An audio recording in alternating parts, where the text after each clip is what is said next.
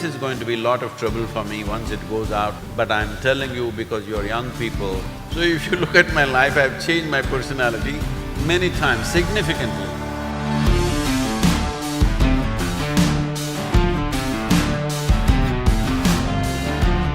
And now, it is my pride and honor to welcome Sadhguru, the one, the only, the lone motorcyclist across 27 nations through 70 days of being on road, riding through inclement weather and harsh terrains.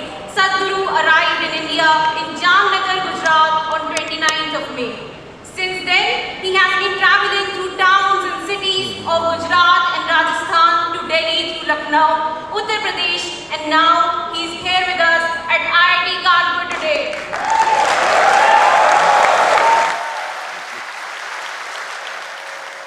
We hand over the stage to Varad, Shreya and Mutasil.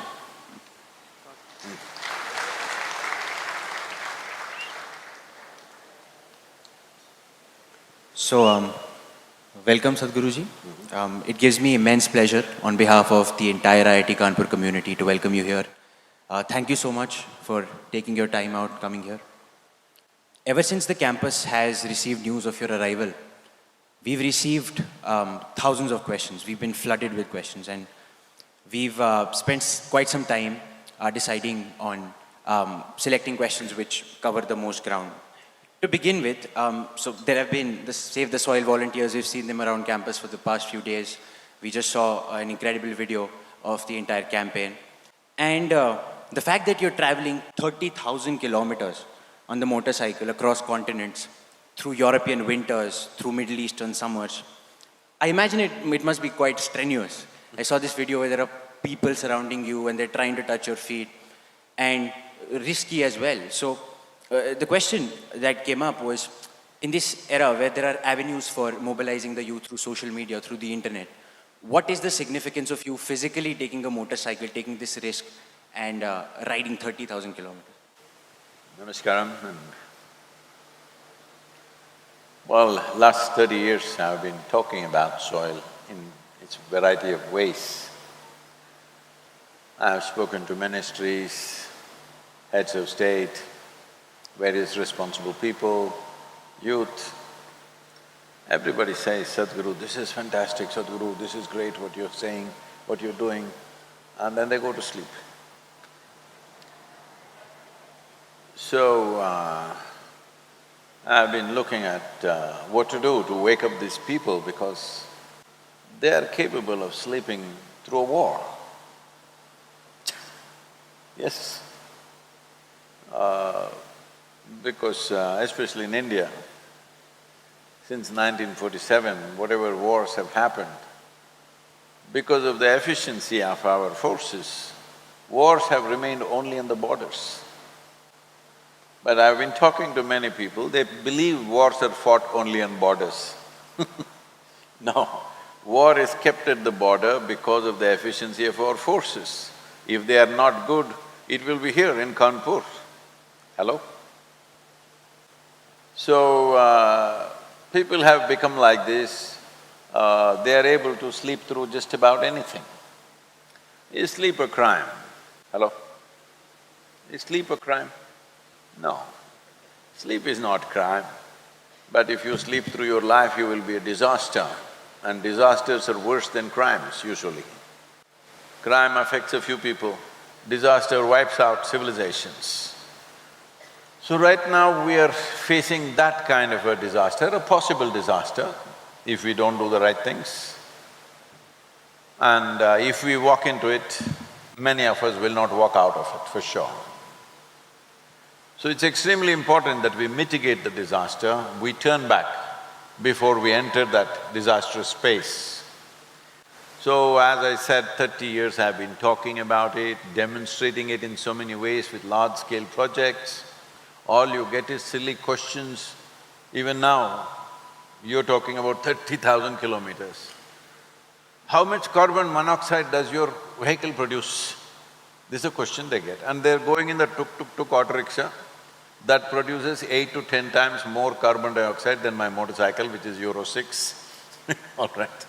I'm saying this is the kind of silly conversations that will go on.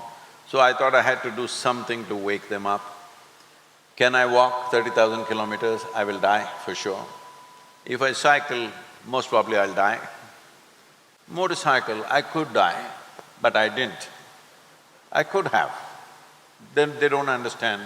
The people are even talking about, you're riding a luxurious motorcycle.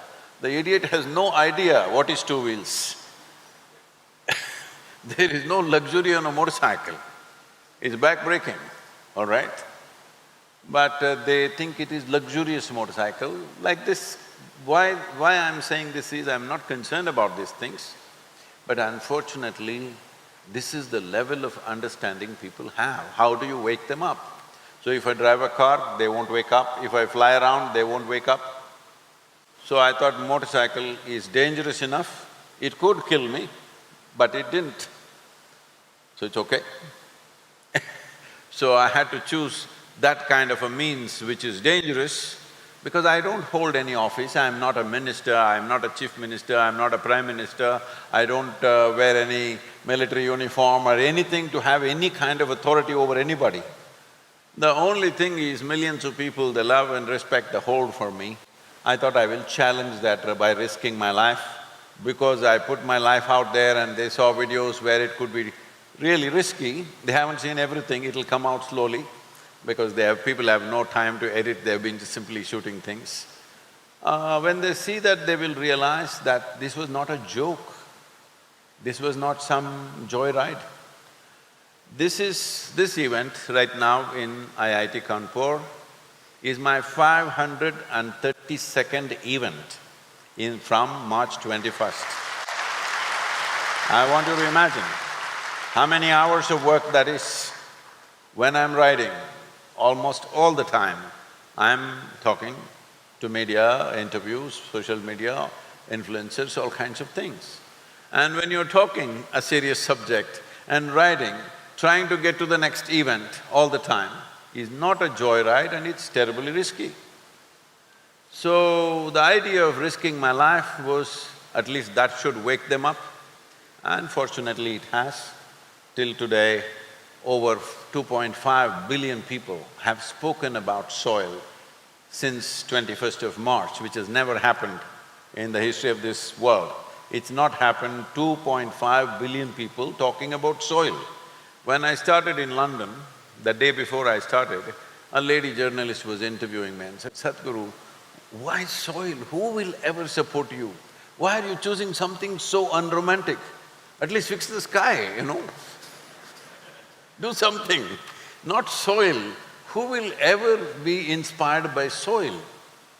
Well, people have been inspired by soil and 2.5 billion people have responded, 74 nations are on board, remaining nations are all looking at the policy.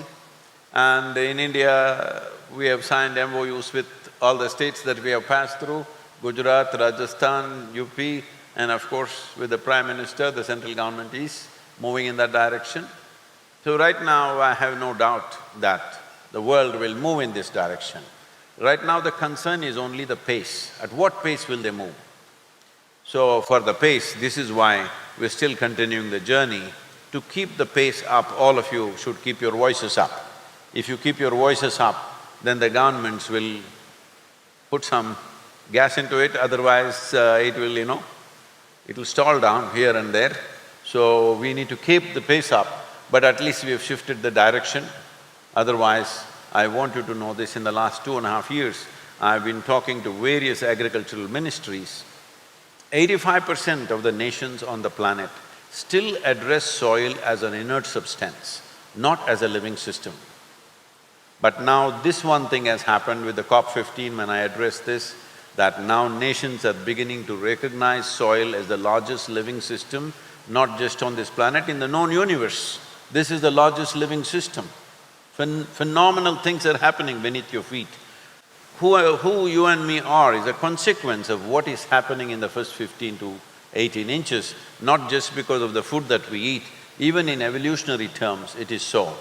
Just to put this in context, according to scientists, they predict somewhere around 1 billion years ago, For the first time, one smart algae or a fungi discovered how to cook their food by using the perpetual energy of the sun.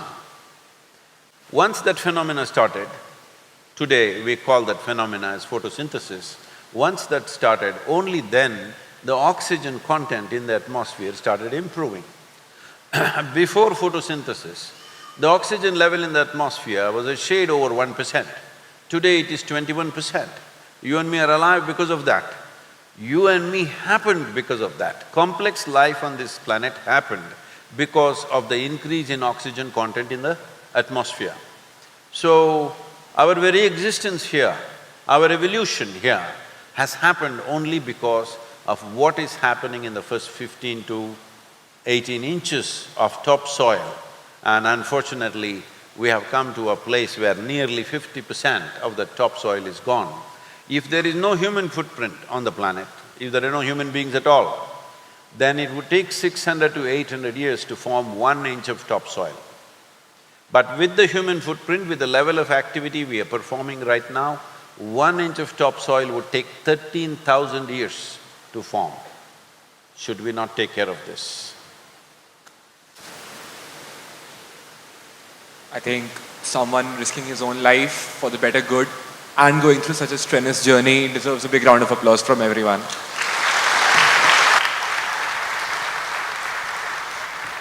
So my next question would be, the youth today is very aware about mental health and mental peace and also the problems related to it. But I think, especially saying the students, when it comes to themselves, they kind of go into sort of denial. So I would quote an example. One of my friends, he was going through a very rough patch because of many academic reasons, personal and family issues as well. So some of my friends and I decided that let's just talk to him about it. And we did talk to him about it at length, and in the end we just said, we think it will be better for you if you consult a specialist or a therapist. But the moment we said it, he lashed out and got very offended. So do you think there is a way for students like us to help other students face and deal with these problems without offending and hurting their feelings?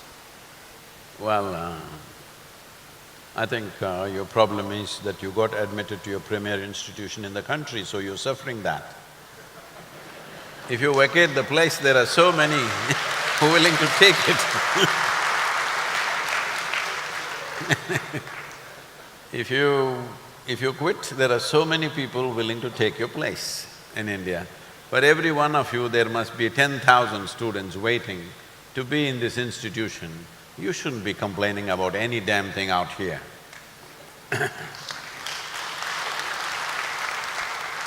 So, mental health. See, unfortunately, in our country, it's become fashionable to pick up anything that comes from the West, good, bad, ugly. Doesn't matter what comes, we pick up everything from the West, particularly from United States of America. I think it's the influence of Hollywood and music and stuff like that, which is such a significant influence. I mean, today if you look at any of the city population, if you go to Mumbai or Delhi or even particularly Bangalore, if you only look below the knees of everybody, it looks like you're in California, because everybody's in denims. Even here, two of you are in denims, this girl is still Indian. I'm not against denims, I must tell you, when I was a youth, I lived in Levi's only. Even Wrangler was considered too bad for us, we won't get into Wranglers, only Levi's. I lived like that. So, I'm saying that is the level of influence it has on us. Simply, see, what these denims are is American workman's clothes, all right? But it has become the world's fashion, not just in India, just everywhere. Is it right, wrong? It's not for me to say, we were the ones who started in 60s, 70s, now you're still continuing, I'm happy that our fashion is still kept up. Because it was very hard to get Levi's pants, it had to be smuggled into India, you had to go to buy some Burma bazaar. You need a 32 inch, they have only 48 inches.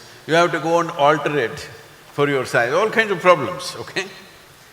Today you have your own stuff, you're exactly what you want. And because of that, we would probably usually have only 2 pairs. And because we were riding all the time, the seat of the pant will get torn and knee will get torn, so we put patches on it, leather patches on it, all kinds. But now you buy it torn,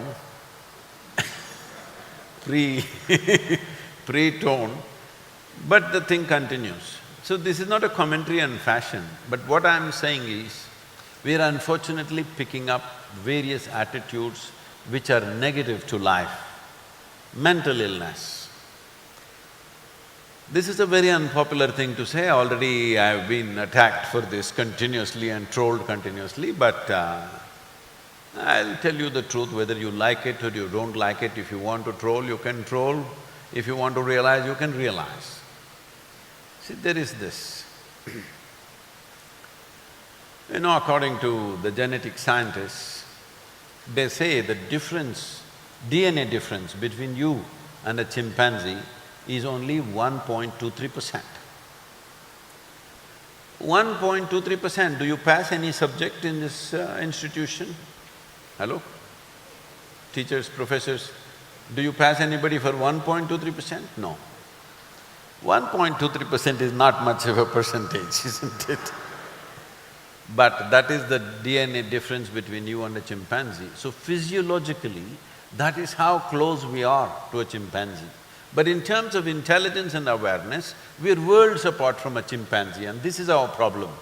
We have an intelligence for which there is no stable enough platform unless you work on it. Because there is no stable enough platform, your own intelligence freaks you every day in and day out.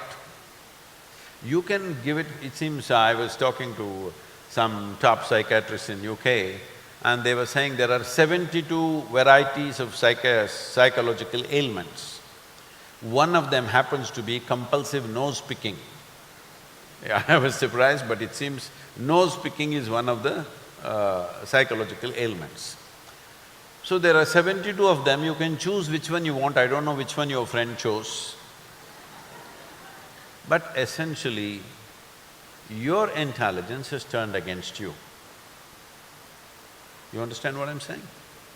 If your intelligence was working for you, would you torture yourself with your own intelligence, I'm asking? Your intelligence is here to make this wonderful. But right now, your intelligence is working to make this horrible.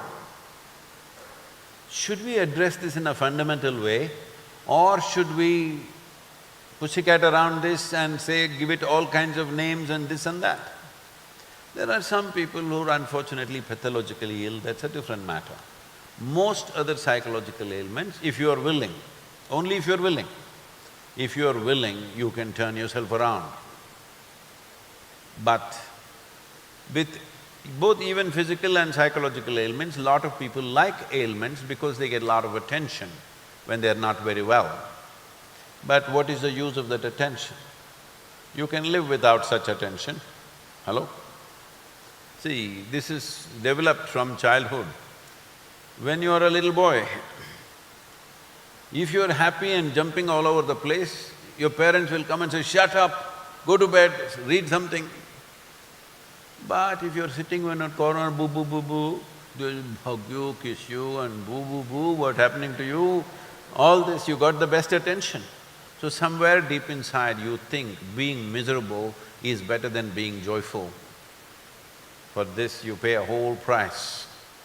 This develops from a very early age in most homes and evolves into various other things. Situations will come in our lives in a way that we can't imagine many times. If only situations that you expect comes, you're not doing anything worthwhile. If you're doing something worthwhile, so many situations that you don't know how to handle will come to you. Every time a situation comes that you are little challenged by that situation, if you are going to internally break down, well, this life is not going to go very far. It doesn't matter whether we go as far as somebody else or not. But we must find full expression to what this is. It's very important. Because every life is aspiring to find fullest expression. This is not just about human beings. Whether it's an ant or an insect or an elephant or a mango tree, they're all striving to become full-fledged whatever they are. The same is true with the human being. But unfortunately, because once again coming back to education, right from kindergarten, school, they're telling you how you must be ahead of somebody else. It doesn't matter even if you're no good. You must be number one. If I must be number one, what should everybody else be? All must be below me. So my whole pleasure is everybody else is doing worse than me. This is sickness as far as I'm concerned. This is not well-being. So like this we have developed many things. Because of this, human beings suffer. The fragility of the mind and your own intelligence turning around and poking you. There are ways to turn this around. This land, this country, this culture is deeply invested in the inner well-being of the human being. And as today WHO is predicting a mental health illness or mental health pandemic, I'm sorry, mental health pandemic means, what a pandemic means is, if any one person here has something, a virus, all of us could get it. That's a pandemic. Mental health pandemic means every one of us is capable of going cuckoo right now. This is not a good world we're creating, because human being means you're the flower of evolution on this planet. You're the peak of the evolution, isn't it? Hello? You're on top of the world, but you're not experiencing life as top of the world. You feel crushed by your own intelligence. If you had the brain of an earthworm, you would be peaceful for sure. Hello? And you would be eco-friendly too. Now your problem is your intelligence. To give you this much cerebral capability, it took millions of years of evolution. Now you're complaining about it. No, you must learn to handle it, not complain about it. This is the greatest thing we have. This incredible sense of memory, fantastic sense of imagination, we can think about 10 different things at the same time. This is the capacity that we need to enjoy, because this is not just come like that. It is millions of years of R&D. Hello? Yes or no? Now, you're saying if I had half a brain, I would be fine. That is true. If you remove half your brain right now, you will be peaceful.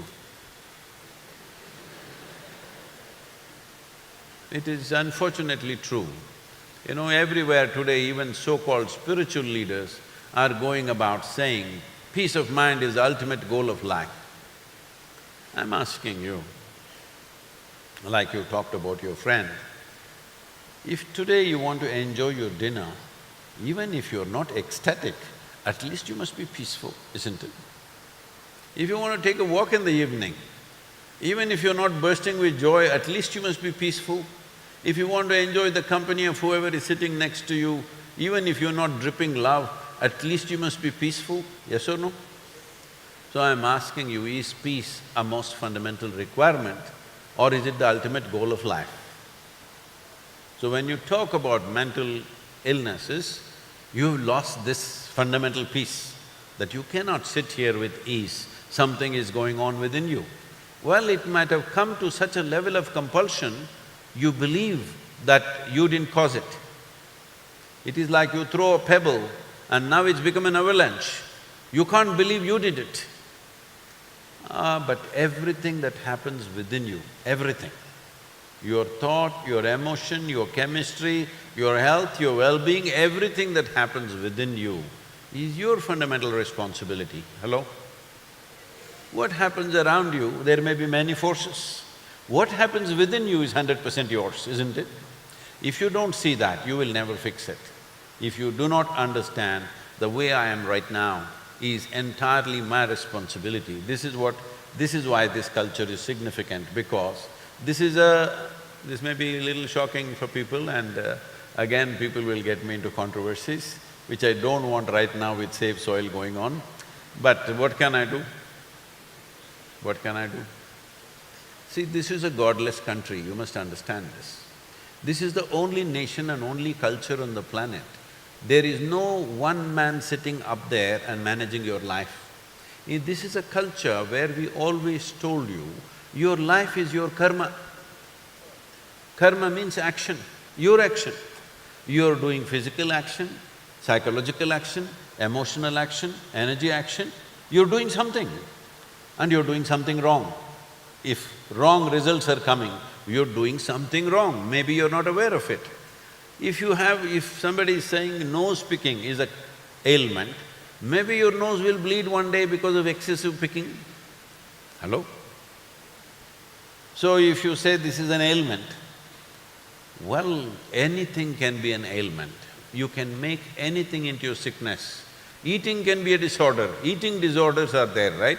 Somebody eats too much, somebody doesn't eat, somebody eats and pukes, all kinds of things. You're supposed to say, all this is right, everybody has a right to be sick. Of course, you have right to be sick, you have right to die. I know that. But life is about being healthy, exuberant, full-fledged, taking this life to its fullest possibility. That's what the life is longing for. What opinions you create in the society is different, but every life, human or otherwise, is longing to be full-fledged, isn't it so? Huh? Life wants fullness. Life doesn't want ailments. Ailments today we are making them normal. This is going to be a lot of trouble for me once it goes out, but I'm telling you because you're young people, it's very, very important that your intelligence never turns against you. Once your intelligence turns against you, no force in the universe can help you, nothing can do anything to you, because once your thought, your emotion, your own intelligence, your own chemistry turns against you, there's really nothing to do.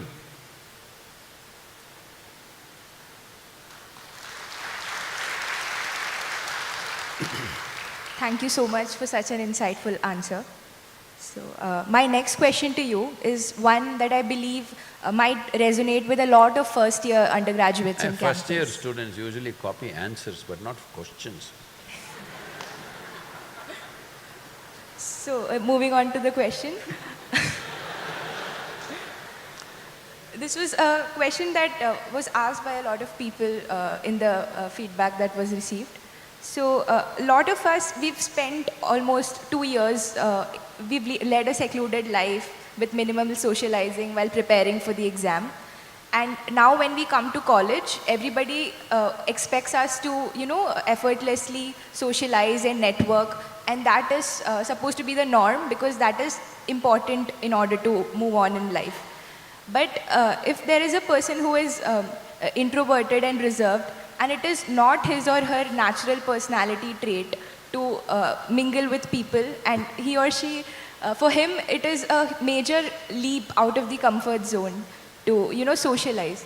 So should such a person make conscious efforts to network and socialize, or is it okay to be comfortable in one's own skin and be at peace with oneself and be happy with the personality that you possess? You used the word personality 3 times in this question. The word personality comes from the source word persona. Persona means, in the Greek drama, they would have a mask which is held with a handle like this. Now, let's say you're playing Ramayana. You're only Rama, you're only Sita, you're only Hanuman, you're only anything because there are no so many actors, there's just 3 of you but playing 25 roles. So you have a Rama mask, you hold that and talk like Rama. You have a Hanuman mask, hold that and talk like Hanuman. So this was the Greek drama. So these masks was called persona. So holding it on your face and playing that role and then keeping it down is perfectly fine. But if you held it on and it got stuck to your face and you became Hanuman, you can worship him, but that you don't want to be a Hanuman, isn't it? Hello? So if Hanuman mask got stuck to your face, then you don't like it. Right now that's what you're saying. I have my own personality. I want you to understand, Your personality is created by you.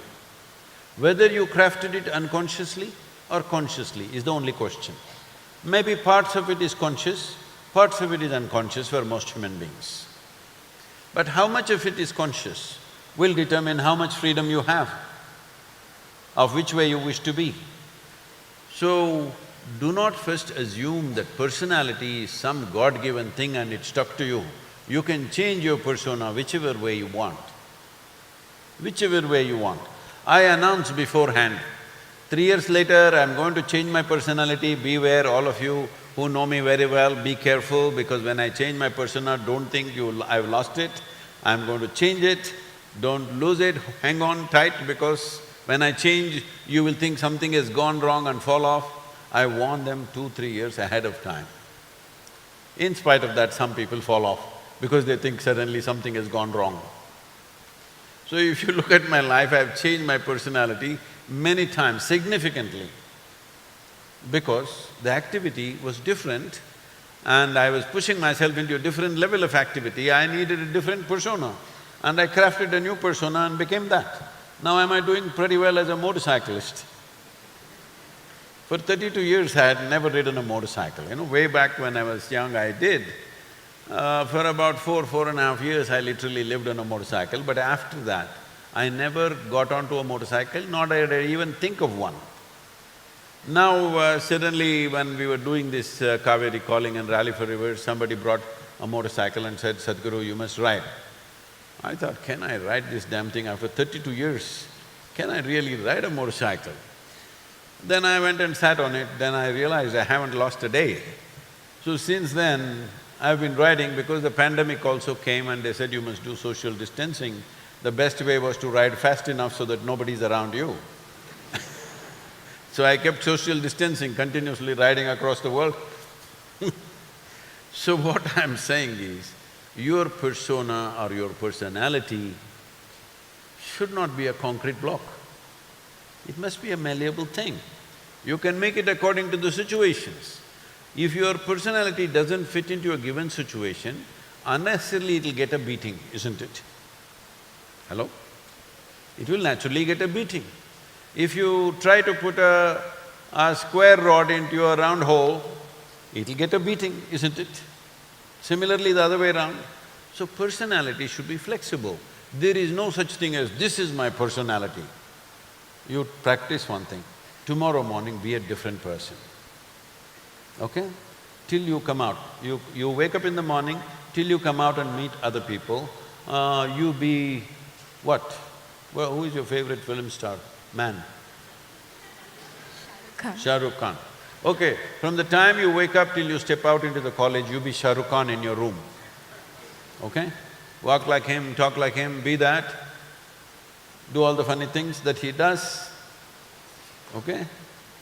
I'm saying you will see, flexible personality is a joy to carry. But if you're stuck-up personality, whatever kind it is, once it becomes like a fixed thing, personality becomes a straitjacket which will not allow you to move, which will take away your freedom without knowing what's happening. So let personality be something that you consciously carry. When situations demand a different personality, let's carry a different personality, there's nothing wrong with that. Shah Rukh Khan, is it okay?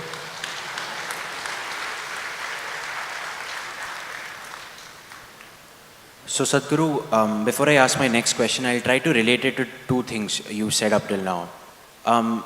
So you spoke about how this entire system of hierarchy is pathological, where you say, I am first, everybody is below me. And you started off by reminding us that we are in this prestigious institution and we should not have much to complain about. But it often is the case that this hierarchy emerges most strongly in these prestigious institutions only, because the mechanisms for filtration are that strong. So, this is a question I've gotten from a lot of people in the feedback we received. Is this realization they're getting after coming to IIT, where whatever it appeared to them from the outside is not what they were expecting when they came in? They feel so a lot of my friends, they go through this phase where they talk about how all their ambitions, ideas, ideals up till now have been borrowed from social conditioning, from their parents, etc. And my friend asked me this question and he summed it up this way. He said, I don't think there is anything I can call mine. And so the question, I think in brief, what the question I'm trying to ask is this, we have these cliches notions of a true calling, of this authentic self. So can you tell us what that would mean in a spiritual context and in the context of a youth today? See, this whole thing of calling,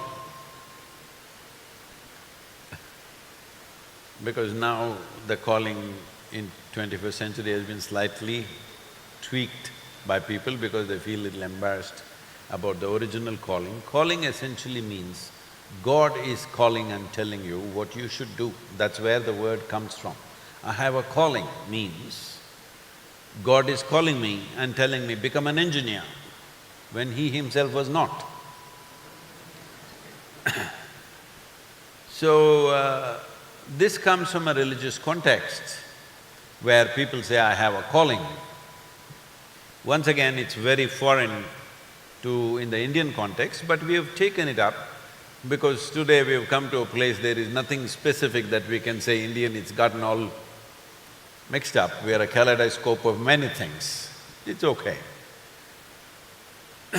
So, this aspect of I came to IIT thinking something, it's some hallowed space, it is not like that, just ordinary people teaching some silly subject. We thought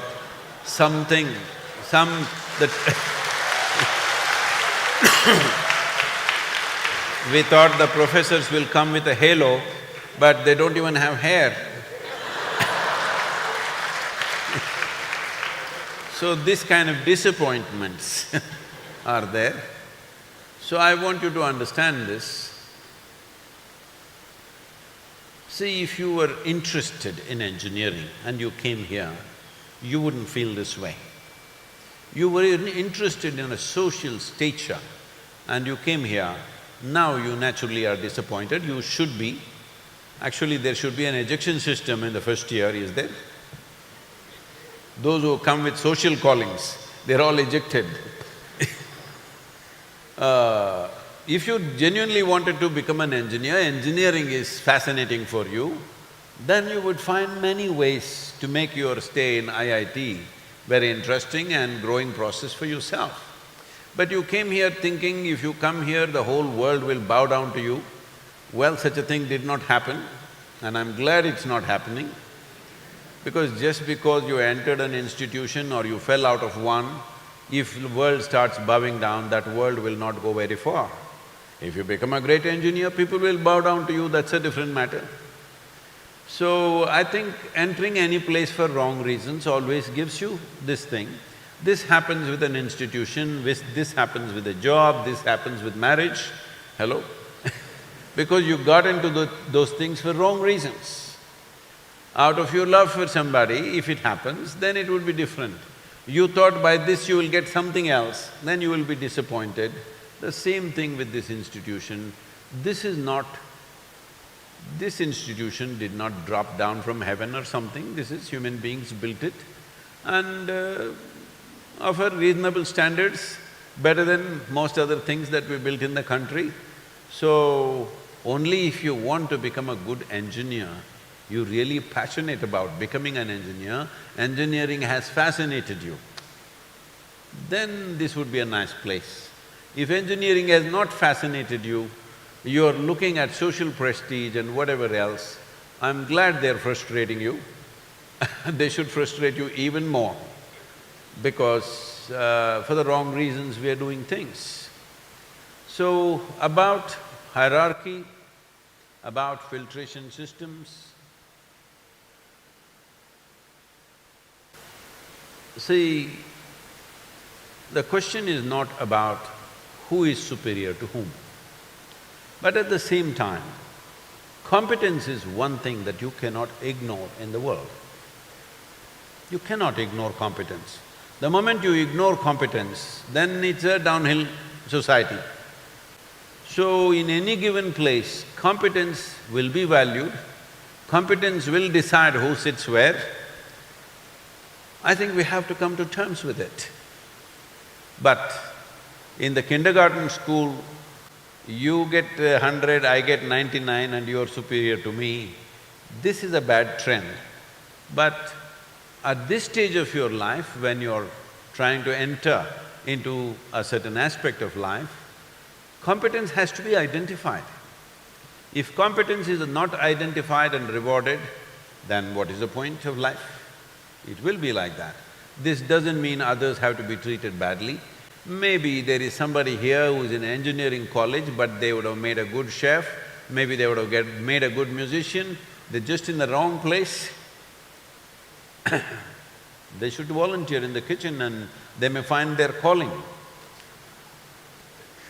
So I'm saying, not everybody may have competence for a certain subject. But the problem of education is, we have millions and millions of youth like you, we have to put them into something. We don't have million subjects, we only have that many subjects. So we put all these millions into those subjects, whether it is you're enjoying it or it's painful for you, it doesn't matter, we're putting you through the same extruder because that's all there is. We still have not been able to create that kind of education where each one will be nurtured according to their competence. There are only certain number of extruders, we have to push you through that. In an institution like this, there is little more room for maneuvering compared to other institutions where it is simply one thing to do. But is this a perfect place? I don't think so. And I don't think there's any perfect place. You know, this is not just here, always people are coming. If people come to Isha Yoga Center for 2 days, people come and say, Sadhguru, this is like heaven. I said, don't ever say this. I don't know how that place is managed. Here, we are taking a lot of pains to manage this well. I don't know how that place is managed, because I see wherever they say it is a place of God, it is pretty badly managed all around the place. So I don't say this is heaven, this is Isha Yoga Center. We are proud the way it is because we take enormous care to keep it the way it is. Even here, because we are a volunteer organization, you are here compulsively, right? We are a volunteer organization, everybody is there by choice, but they'll come and say, Sadhguru, I can't work with this guy, he's horrible, oh, she's terrible, I can't even look at her face, like this, every day. So I tell them, see, in this world, there are only such horrible people everywhere. If what you're doing is very significant, if you realize what you're doing is significant, learn to work with all these horrible people. If you want to work with perfect human beings, you must go to heaven and today. Yes. So all of you should understand, if IIT Kanpur is turning out to be a bad place, it's a very good training place for you to enter the world.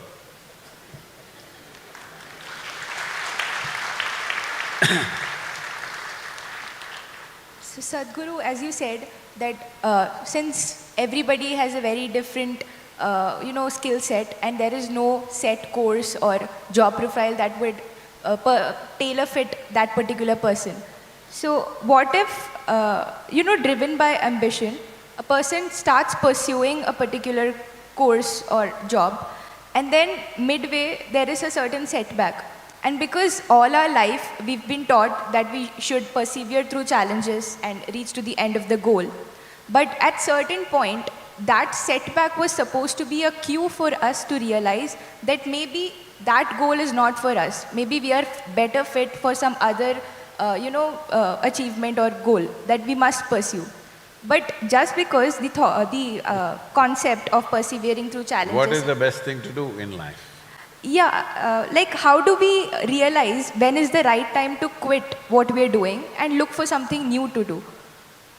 Essentially, what's the best thing to do in life? Yeah. There is no best thing in life. Every damn thing is painful. It is just that it is just that if you realize even a small thing that you do, if you put a larger vision to that, it'll become very significant. Once something is significant, there is a certain joy in fulfilling that. Is that the best thing? No. If you put your heart into something, it will become a great thing to do. But is that the best thing? No. Don't ever look for anything the best. Who is the best person? What is the best thing to do? What is the best thing to study? There is no the best thing. There is no such thing. Where you put your heart, it's a great thing. It's wonderful to be doing that. But is it the best thing? No. It is not the best thing. What is the best thing to do in this institution? What is the best thing to do?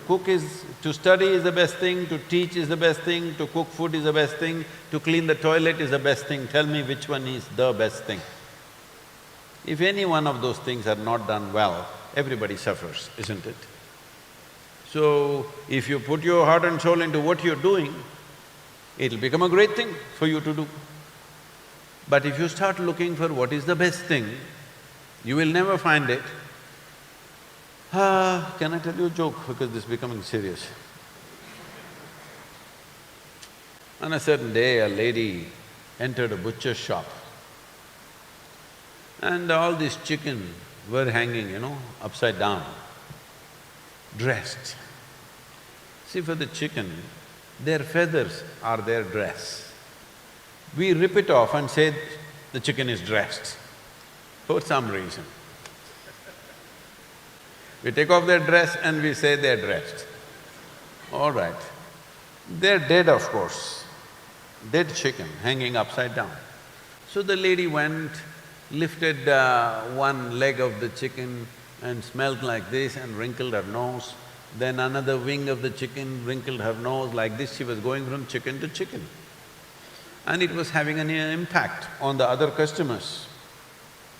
So the butcher saw that it is having effect on the other customers, so he went and tapped her on the shoulder. She looked at him and said, "What?" He asked, "Ma'am, could you pass a test like that?"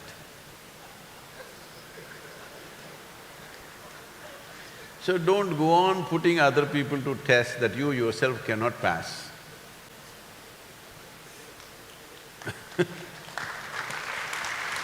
Hey, what happened? Up there you're not getting the jokes, you're in heaven or what? You need to belong to the earth.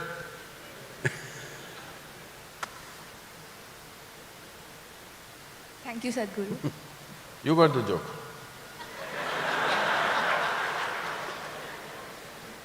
So the next question is that this is a very popular question. Many variants of this question came in the form as well, and I think students not only in this college but all over the colleges want to have an answer to this question, though it scares me to ask this. College students of our age do involve themselves in the consumption of marijuana, though it is illegal. And that doesn't seem to affect them that it is illegal. But if it is legalized, there would have been more factual data available on its consumption, who is consuming it, in what amounts, when, what frequency, what age. Plus, it would be a better revenue source for the government as well. And many states in the United States as well have legalized the consumption of marijuana. So, do you think marijuana as a drug should be legalized in India?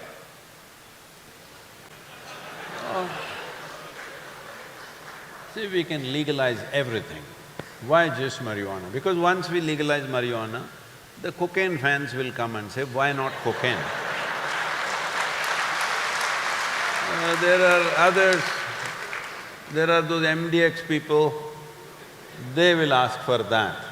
There are meth people who do it in their own room, they will ask for that. So why not legalize everything at once? What is the problem? No problem. It is just that, as I already mentioned, if you pay attention, you would see an ant is striving all his life to be full-fledged ant. A mango tree is striving all its life to be a full-fledged mango tree.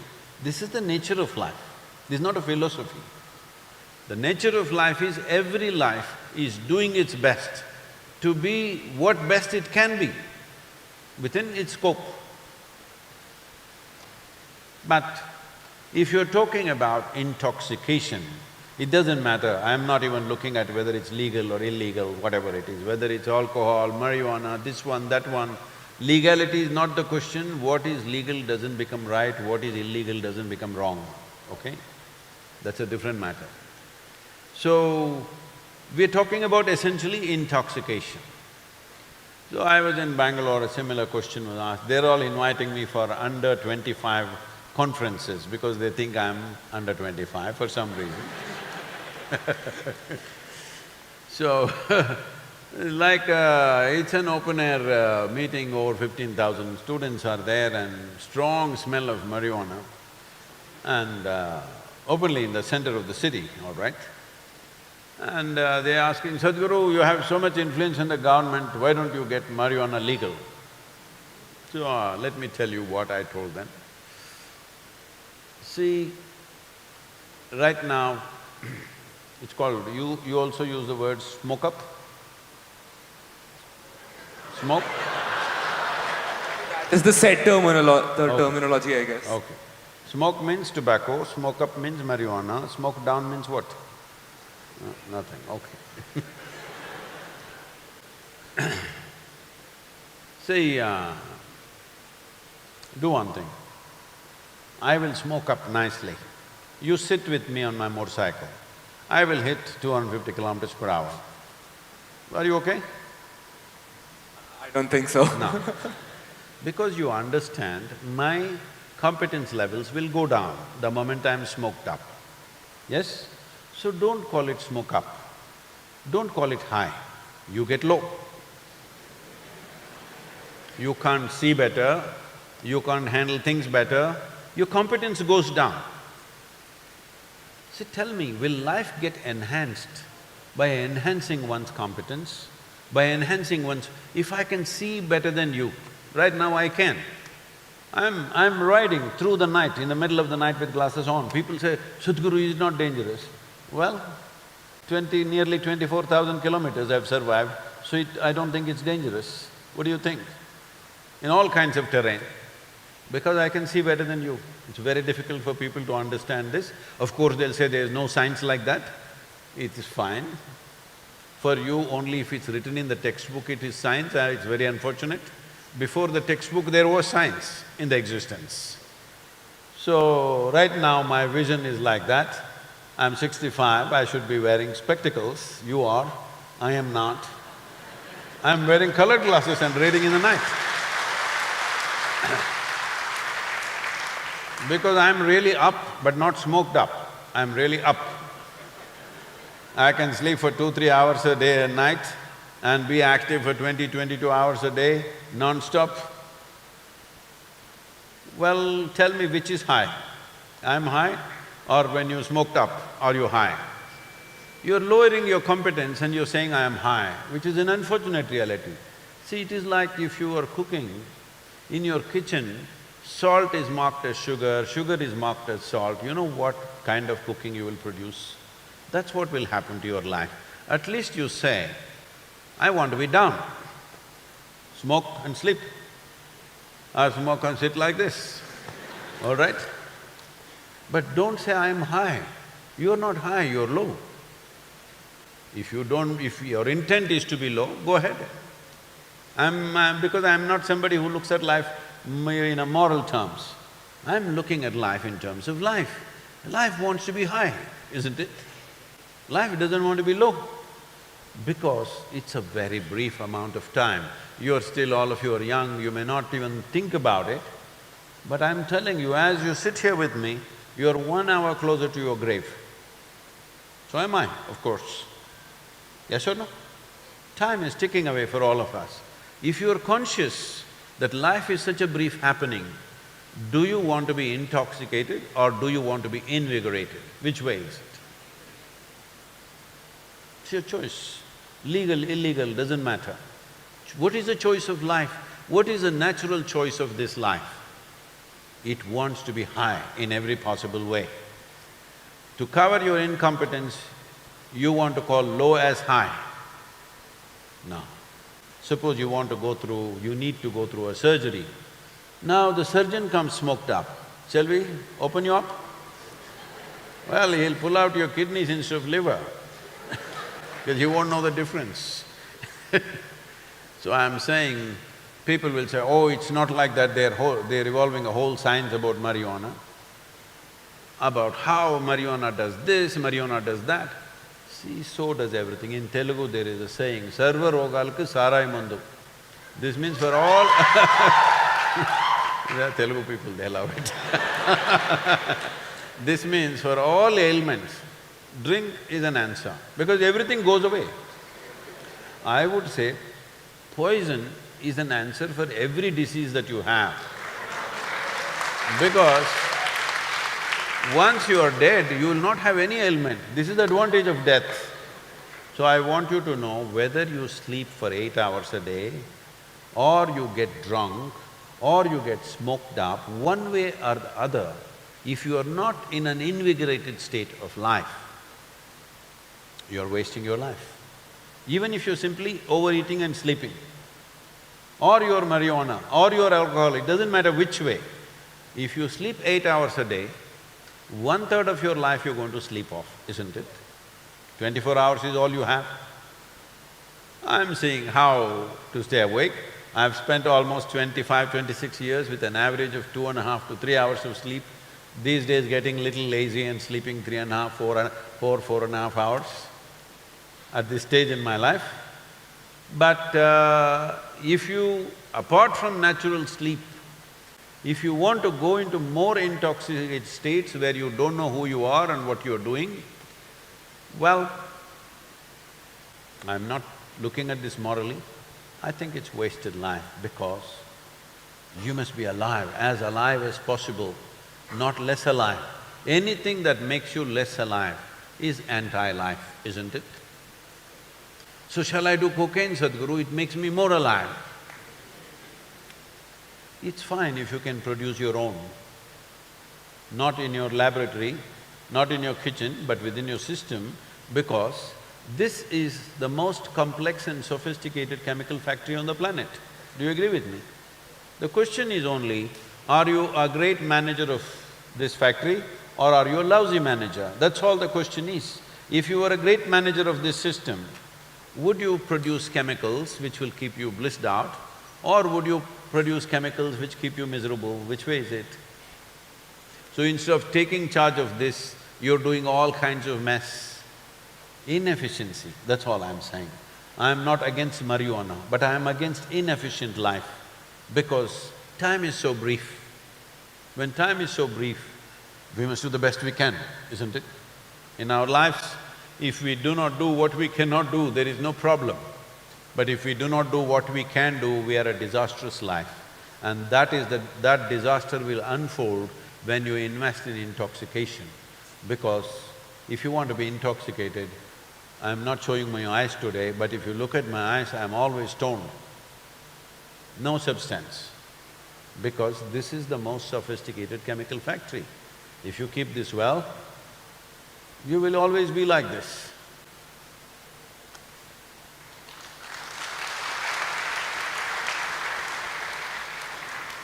So Sadhguru, one more question and then we'll open the floor to the audience. So, the next question was originally about vegetarianism, but I think we can relate it to global movements like Save Soil or global warming, climate change. So the question essentially was, in the modern discourse around vegetarianism, let's say, the way the primary focus is on showing you the health benefits of becoming vegetarian or becoming vegan. The primary facade is of showing you the rational reasons for becoming vegan. Every other day we see celebrities coming up and saying, okay, I've adopted a vegan healthy lifestyle, and then they'll do fitness. The question essentially is, why is the spiritual compassion, love aspect of these movements put backstage? So, for instance, we saw the dance performance that happened before you, and there was a poetry recitation in your voice, and you were talking about the soil as your mother. And so, the potency in that kind of… in projecting those problems as spiritual, as essentially problems of the heart, that is found absent in large-scale movements. So, since you've been involved with this movement for long, how potent do you think creating this kind of discourse where we imbibe it as spiritual values instead of just utilitarian rationalization of spiritual values essentially. So do you have anything to say on that? Now you're forcing me to reveal a strategy. For me, what I say depends on which part of the world I am, what kind of society I am in, what sort of people I am talking to at a given moment.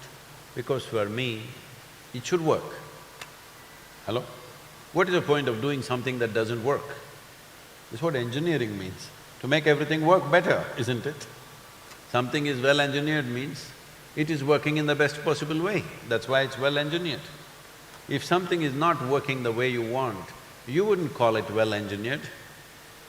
So, speech is also something that has to be engineered. For a given crowd, what is it that works best? The cause and the purpose doesn't change, it's the same purpose, but it has to be said in different ways. So it depends which part of the world I am, who am I talking to in that given space, accordingly it has to be said. But the point that you were saying is very important and interesting, but at the same time, largely the world is not… large parts of the world is not ready for that point. They're still thinking, what is healthy for me, how can I get the best out of this, best out of that, they're in that condition. So for them, you're talking that language. If you find more sensitive people, you definitely always talk about the other aspect. Right now, even ecologically, there are significant benefits of eating more sensibly. More than anything, as a human being, the simple thing that we have to look at is food is fuel, all right, for this body. You don't have to make a philosophy out of it, you don't have to make a religion out of it, you don't have to make something fanatical about it, because a lot of so-called vegetarians, the new vegetarians, in this country, 60% plus people are anyway vegetarian, even the non-vegetarian people eat 2 pieces of meat once a week. Okay, they're not really meat-eating people, they're not eating a slab of meat every day. I'm saying, along with their rice and so many other things, one little piece of meat they may be eating, it may be taking care of some protein, nutritional requirement for them, that's not a big issue for me.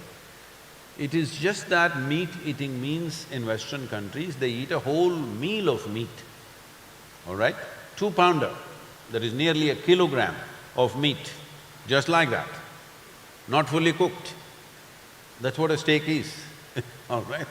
It is barely cooked, people like it rare, that means it'll be oozing blood and it's full slab of meat.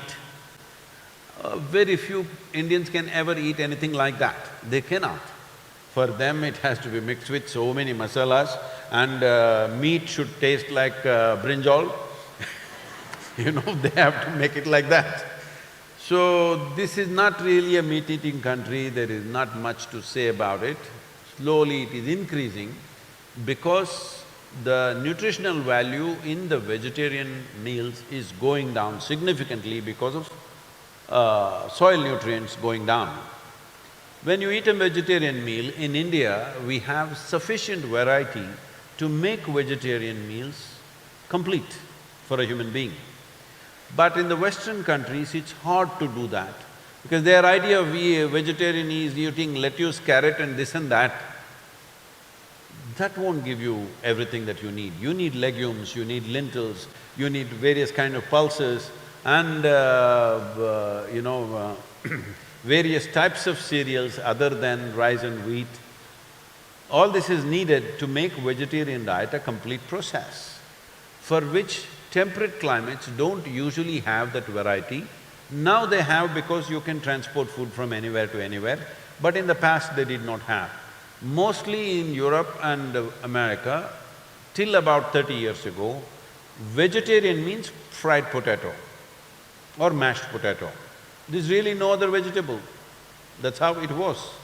Vegetarian meal means largely potato, otherwise meat and potato was the way it went. It's only now all these things are available in superstores and everything, so they are going vegetarian now and they're very excited about it. It's nice that they're getting excited about it because that excitement has many ecological benefits for the world and other creatures. It is definitely for whatever purpose. See, it doesn't matter for what purpose I did not cut your throat. It doesn't matter. I didn't cut your throat. That matters to you, isn't it? Hello? Whether I did it out of my spiritual well-being or I didn't see you, it doesn't matter. I didn't cut your throat, that matters to you as a life. So for all those lives, it doesn't matter for what reason these people did not cut them up, because on a daily basis, about 200 million animals are being slaughtered per day.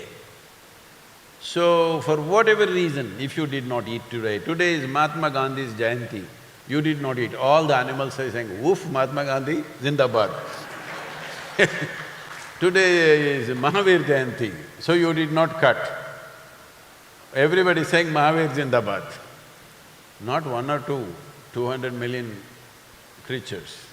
So for an animal, for a life, it doesn't matter for what intentions you did.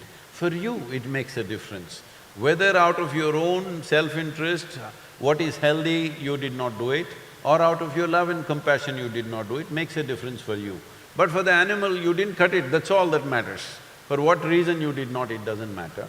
So this is definitely a more sensitive way of doing things. But is the world ready for such sensitivity? There are question marks.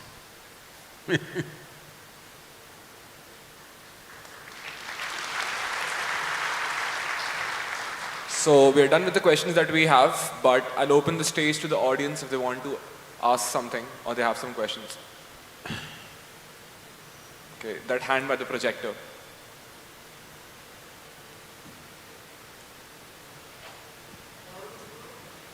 Microphone, microphone.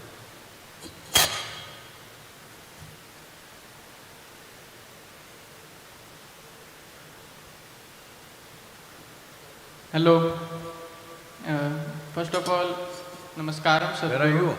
Here. Here means where? Oh, Can you hold on a second? He said first, so we'll take his question first, then we'll go on to you. Only if you speak it works. Namaskaram, Sadhguru.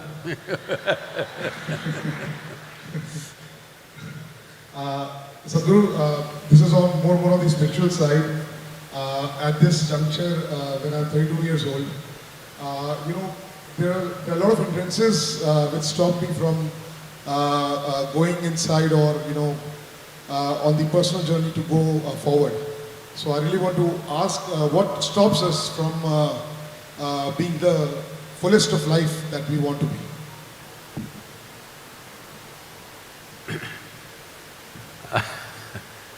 As I said earlier, it's an evolutionary issue. You have an intelligence for which you don't have a stable enough platform.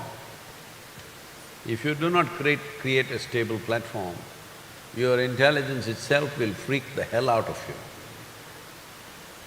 you. You may become diagnosed as mentally ill or not, but whether diagnosis happens or not, suffering will happen.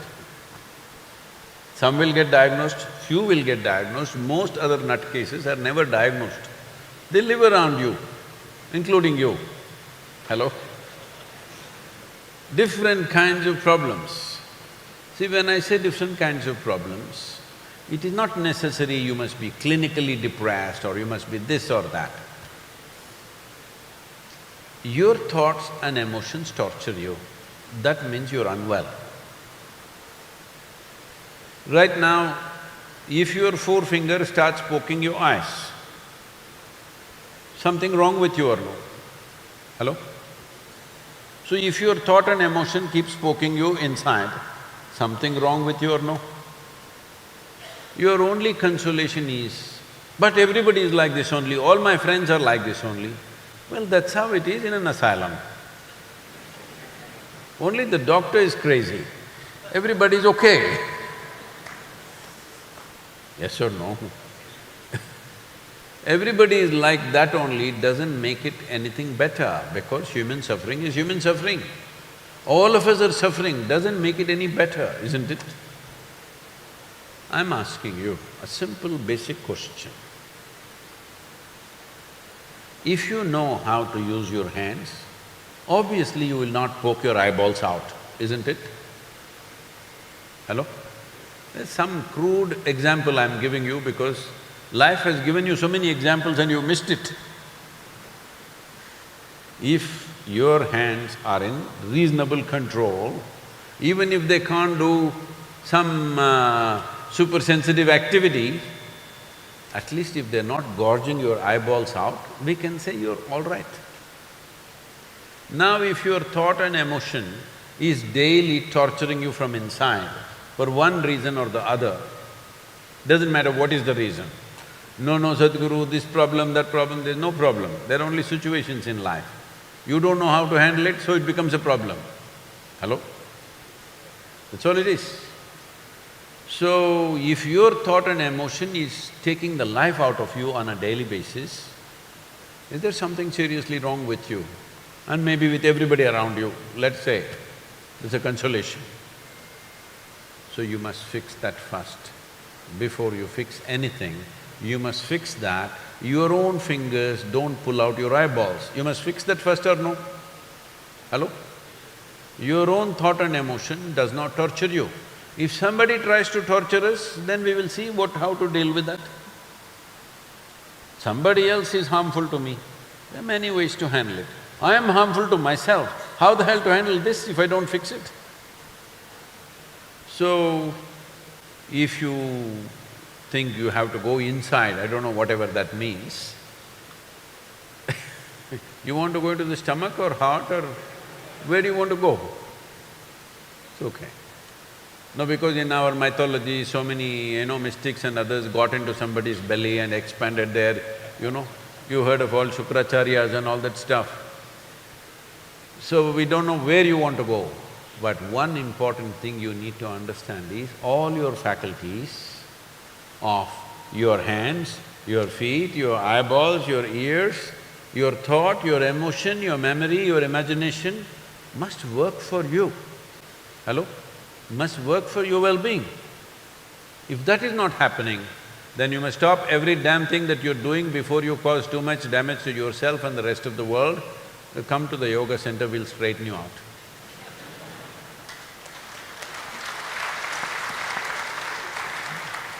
I think the next question was from the upper part of the auditorium. Yes. So I wanted to ask, after I am a Y21, means this is my first year. So after coming to the campus, after 1 month, so actually the place I am from originally, I used to practice a spiritual things that you teach on YouTube and all other things like that, the chakras and jagran. But coming here, I start to lose it gradually. Like a time ago, it was like, how should I continue it? And now I'm at a stage that why should I continue it if someone is getting good marks or something more successful without doing these things? Why not? He was doing something with his wheels, is that what he was saying? Was he doing something with his wheels? He said something, chakras he was doing? Yes, you said… No, I have never said anything like that. No. I never told you to do any wheel alignment. No, I didn't say about wheels.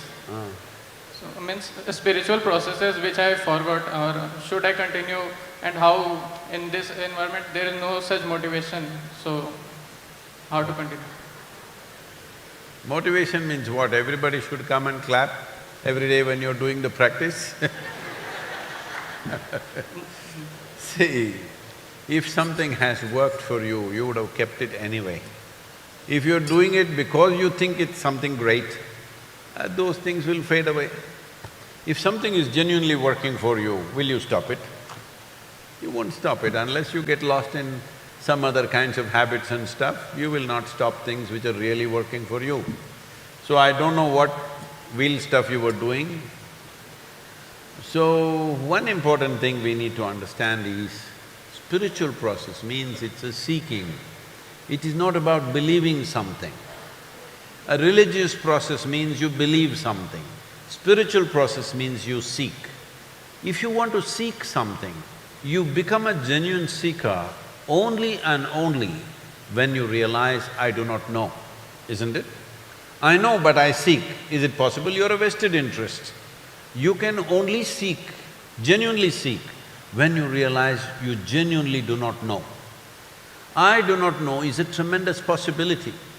So don't talk about things which are not in your experience, because unfortunately everywhere in the world, but particularly in India, because we have had, 10, 15, 20,000 years of spiritual history and so much culture behind us, everybody likes to use spiritual jargon all over the place.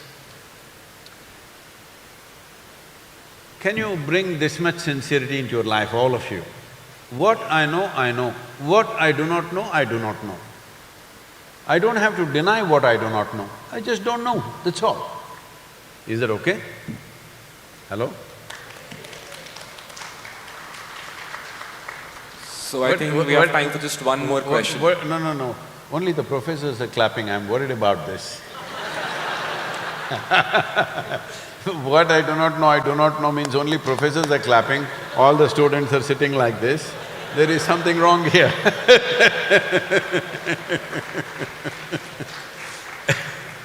We'll come to you. We'll come to you, 1 second. See, in the yogic culture, always the culture insists that you must identify with your ignorance, not with your knowledge. Because even if you absorb all the libraries on the planet, in this limitless cosmos, where we do not know where it begins, where it ends, what you know is a minuscule. Whatever you identify with, you generally become that. See, now you say, I'm an Indian, how? Just identified with that, isn't it? Whatever race, religion, caste, creed, nationality, gender, everything is an identity. If you identify with something, you become that. If you identify with your knowledge, you will become a minuscule. But our ignorance is boundless, isn't it? If you identify with your ignorance, you will become boundless. So, do not talk about anything which is not in your experience. Because whether it is God or soul or chakra or this or that, do not utter things that you do not know. I do not know is a tremendous doorway. If you destroy that doorway, you will only have imagination going on, hallucinations going on.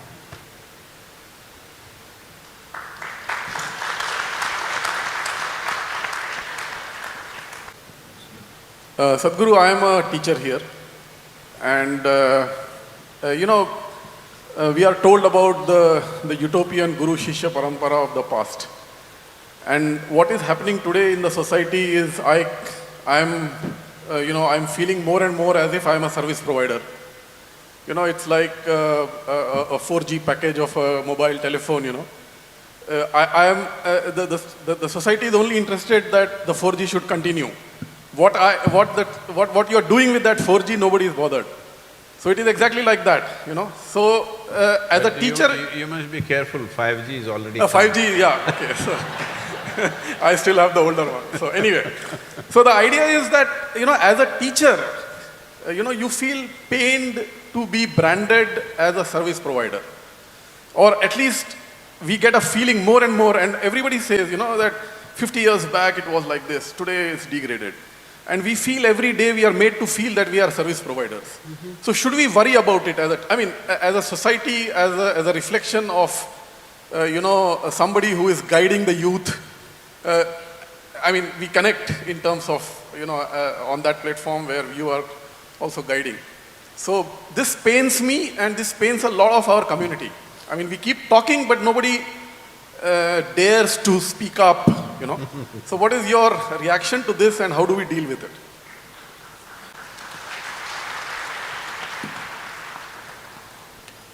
See, if your intent is only to deliver a certain amount of information, you must be worried because your job will not exist for too long, the way it's been defined right now.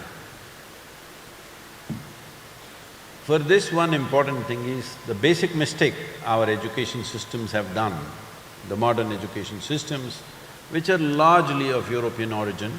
It may be done in so many styles, but essentially our education system is European in origin, which is valuing information more than attention.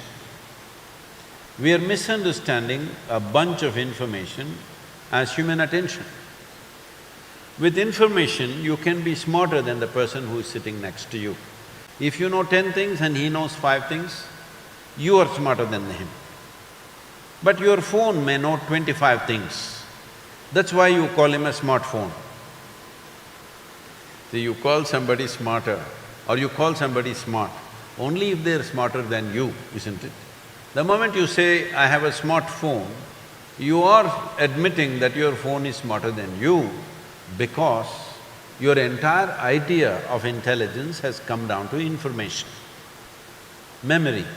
Your examinations are all about memory. I don't know how IIT examinations are done, but generally the school education is all about memory. My phone has 100 times more memory than I can think of, all right? So does it become smarter than me? No, it has more information, but today we have converted education in this direction that it's all about information. If it's all about information, human teachers should go out of vogue in the next 10 years' time. It doesn't mean anything to have them, because information is more reliable when it's in its digital platforms. Human beings can always fudge information, not necessarily by intent. It can happen. When you're saying 10 things, one thing may get mixed up.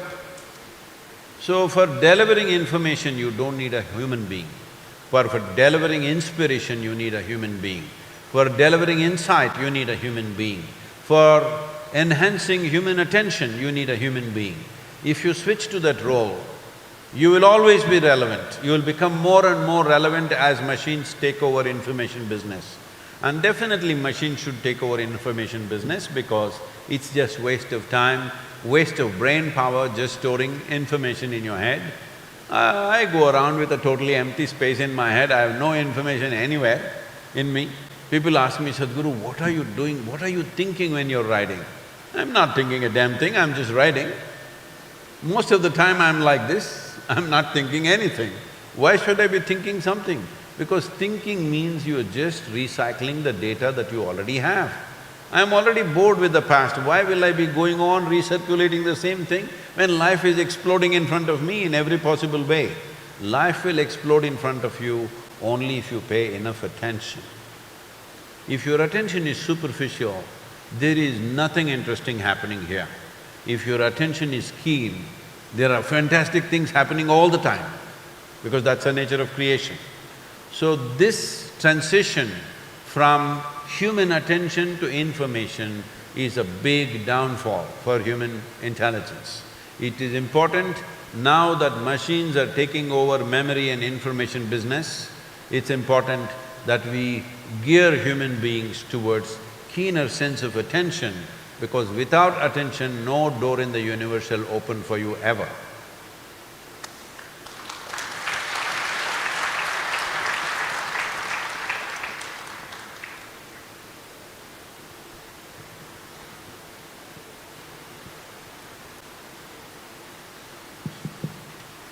So that's all the questions we have had for today. It takes 2 engineers to make 1 microphone work. We went on standby, so we had to switch it back on. No, it's okay, you're in the first year, so it's all. I'm just being mean, it's okay. I'm old enough to be horrible, right? She will not… Sadhguruji, my love for you has no bounds, Sadhguruji. I've been following you since 10 years. And Sadhguruji, What did you do? since November, Sadhguruji, I've been sending proposal. I love you, Sadhguruji. I have a shawl for you. I have a shawl for you. Would you accept it? I designed it. I designed it personally for you. Would you accept it, Sadhguruji? I will, but I almost fell off the chair. I fell fell off daily. You ask them, I fell off daily. 24 hours, you are inside me, Sadhguruji. I can't tell you how you are you are Aham Brahmasmi, Sadhguruji. All right. I love you. Would you accept my shawl, Sadhguruji?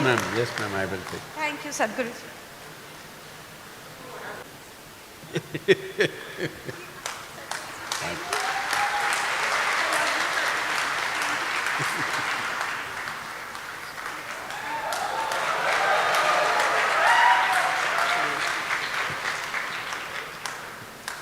Thank you, Sadhguruji, for enlightening words. Indeed, we will do our part in the hashtag Save Soil movement, especially by raising our voice on social media with the hashtag Save Soil. This Save Soil movement is, as the girl already spoke about this, but I want you to know this and remember this, that this is not a one-day's flirtation. This must become a lifelong love affair. This is not in resentment, this is not in anger, this is not a protest, this is not an agitation. This is an expression of our love and responsibility for the life that we are, the life that's around us, and the life that should be beyond us. Thank you very much for having me here. Body is soil. My body, your body, everybody is just soil body.